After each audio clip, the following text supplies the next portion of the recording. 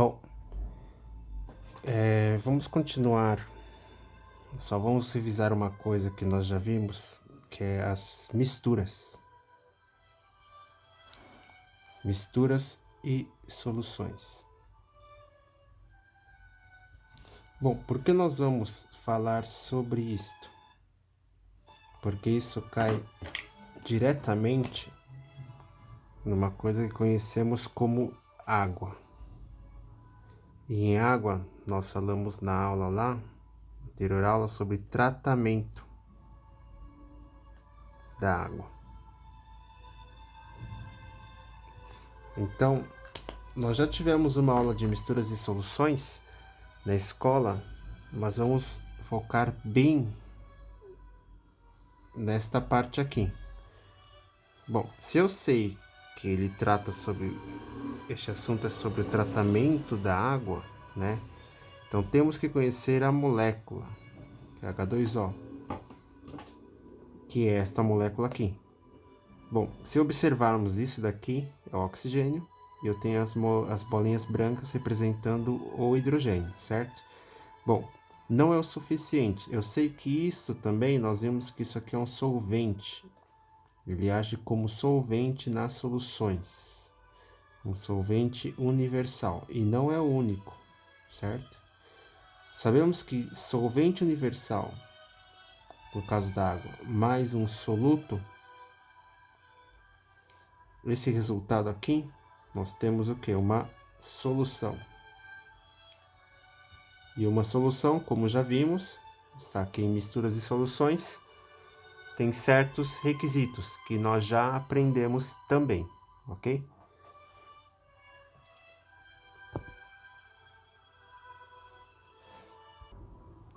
Certo. Quando nós falamos sobre o tratamento da água e sobre a água, nós vamos lidar diretamente com conceitos. Quais conceitos são esses? Primeiro, o mais importante deles é a molaridade.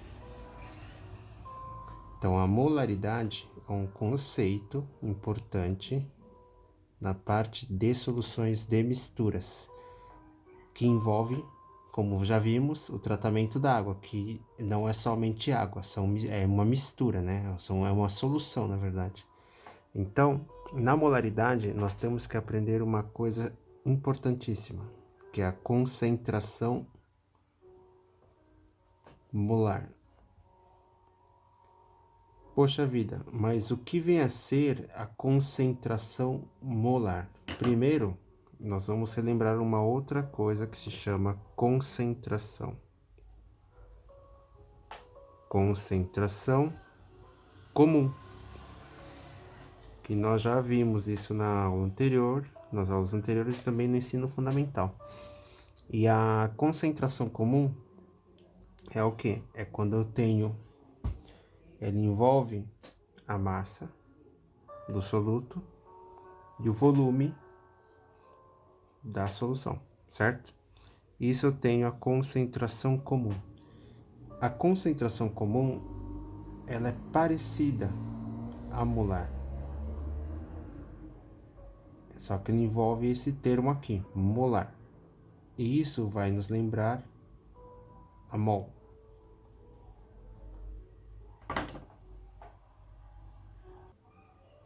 Certo. Então, nós sabemos que isso aqui é a concentração comum. E eu parei naquela parte onde eu falei do mol. Mol nós já tivemos uma aula e isso nós vamos usar onde? Em molaridade. E temos que lembrar que a molaridade ele tem esse tipo de lei, onde envolve o volume também, que nem na concentração comum, e este indivíduo aqui. Que isso aqui, se lembrarmos bem, ele fala sobre a quantidade de mols, certo? Bom, estão vendo que eu falo sobre quantidade, sobre volume, falo sobre massas e sobre volume também. E temos que lembrar, bom, como é que eu vou achar essa quantidade de mols?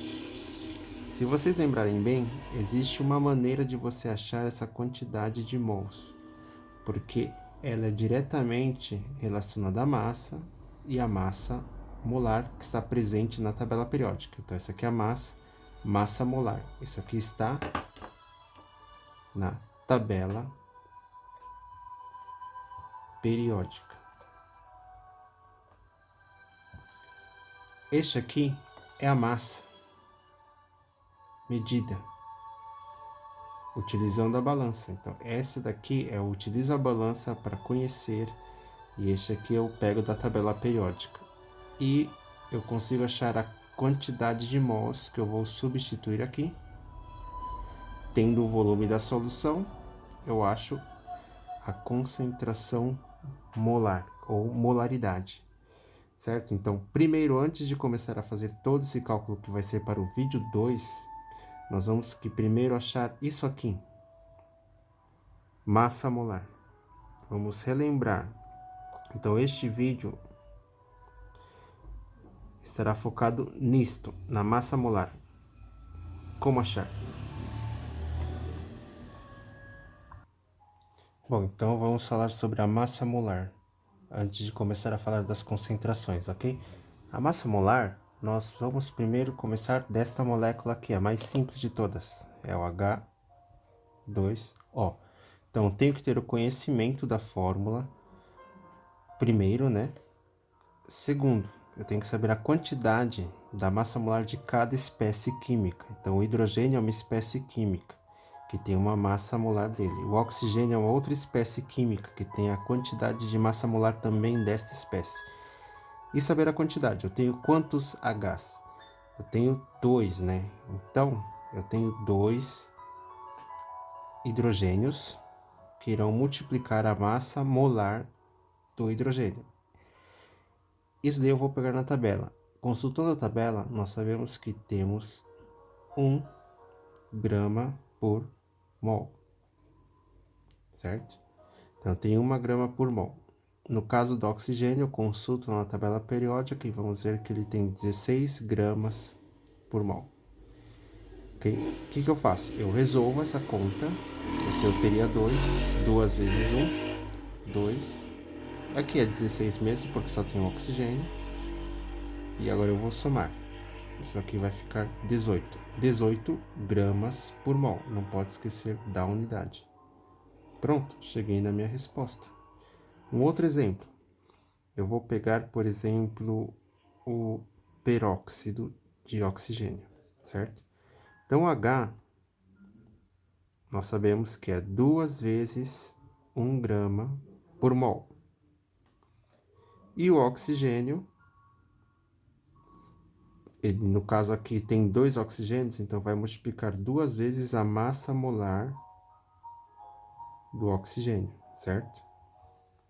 Bom, 2 vezes 1, 2. 2 vezes 16, 32. Se eu não errei na conta.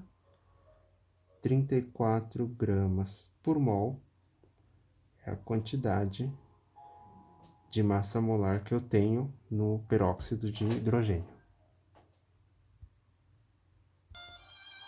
Bom, vamos lá. Eu vou calcular a massa, nosso último exemplo, e eu vou deixar um para vocês praticarem. Então, no caso aqui, eu tenho um problema envolvendo este composto aqui, certo? É o sulfato de alumínio. Aqui eu vou pegar a informação de quem? Eu vou pegar a massa molar do alumínio, né? Certo? Lembrando que essa informação eu vou pegar da tabela. Tem quantos alumínios? Ó, vou deixar até aqui, ó. Tem 2 alumínios. Então, 2 vezes a massa do alumínio. Eu pego da tabela periódica aproximadamente. Eu vou colocar o valor aqui exato para não dar nenhum erro. Então, gramas por mol, certo?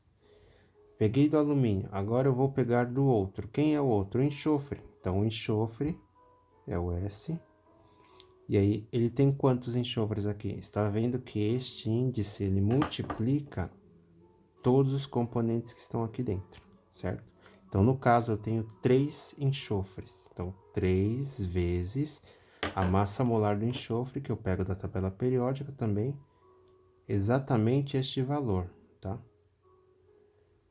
Certo.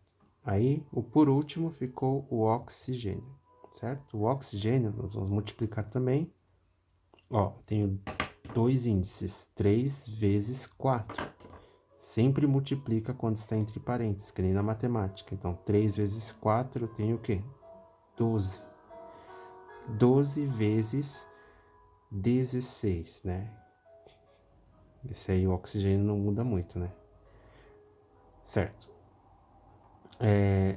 Resolvendo esta conta aqui, o meu total, ele será de 342,14 gramas por mol.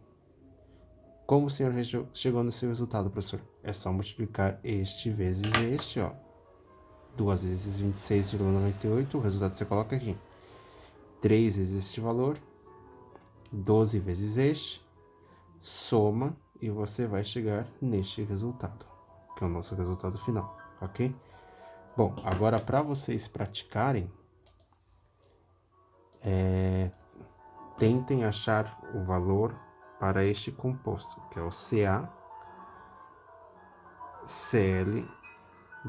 ok? Qual que seria a massa molar deste composto?